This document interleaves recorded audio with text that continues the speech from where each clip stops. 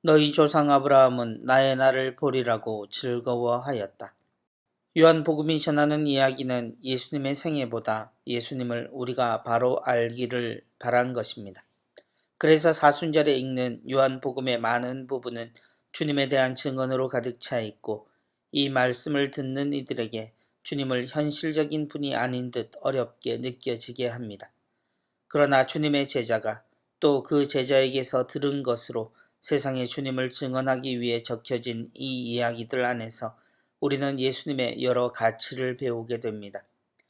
영원한 삶에 대한 가르침은 우리에게 죽지 않는 것에 대한 의미로 많이 해석되곤 했습니다.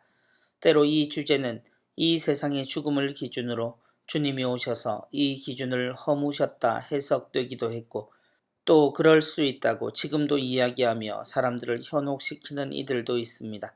참 꾸준히도 등장하는 놀라운 사람들입니다. 분명한 것은 예수님이 이 영원한 생명에 대해 우리가 구체적으로 생각하게 하셨다는 겁니다.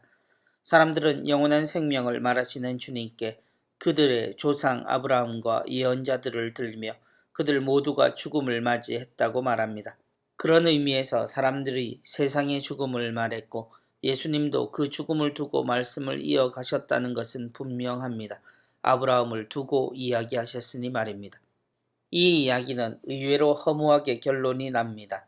주님은 당신이 아브라함 이전에 계셨음을 말씀하시고 그것은 사실이기 때문입니다. 그러나 사람들의 몰희에도 이해는 갑니다. 그들은 현실을 살았고 이 세상에서 조상 아브라함도 하느님의 총애를 받은 예언자들도 죽었기 때문입니다. 서로의 사실을 주고받으며 나누는 이 대화는 지금 우리에겐 풀리지만 당시 사람들은 손에 돌을 줄 수밖에 없었을지도 모르겠습니다. 그럼에도 이 영원한 생명을 지닌 분을 사람들이 보는 것은 분명 그들에게 희망의 메시지입니다.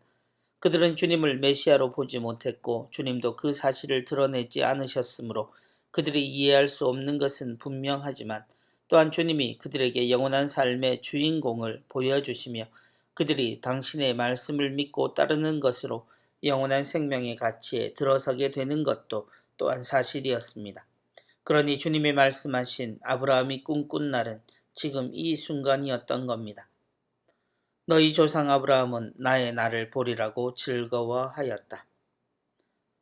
아브라함의 즐거움을 보시는 예수님, 그러나 이 사실을 몰랐던 이스라엘 백성들을 액자 속 그림을 보는 듯 보게 됩니다.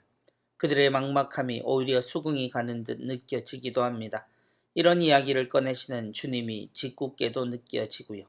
하지만 우리는 주님을 따르는 삶이 하느님 아버지께서 우리에게 바라시는, 그리고 우리가 세상을 살아가야 할 진리라는 것을 압니다. 그것으로 우리는 이 죽음으로 끝나는 공통의 삶을 넘어 이어진 삶으로 행복하게 살 수 있음을 압니다. 영원한 생명이란 고통을 지나 찾아오는 삶이 아니라 지금부터 그 삶의 가치를 아는 이만이 꿈꿀 수 있는 아브라함의 소원, 곧 하느님과 자신의 무수한 자손들이 함께 사는 행복의 날입니다.